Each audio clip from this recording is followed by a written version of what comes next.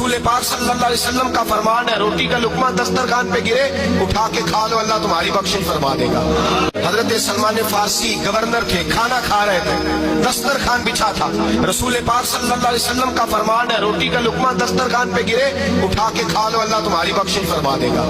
دسترخوان صاف ہوتا ہے، روٹی بڑے گورنر تھے آپ، بڑے بڑے سفیر بیٹھے تھے، وزیر بیٹھے تھے، روٹی کا لقمہ گر گیا۔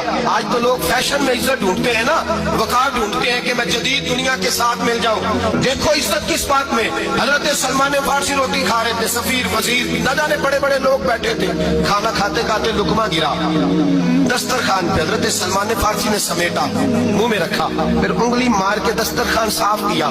ایک صحابی کان میں کہنے لگے سلمان کیا کر رہے ہو، کیا کر، آپ گورنر ہے، سوچئے تو صحیح، یہ لوگ کیا کہیں گے دنیا دار کے مسلمانوں کو روٹی نہیں ملتی، اٹھا اٹھا کے کھا رہے، کان میں بات کی، کان میں۔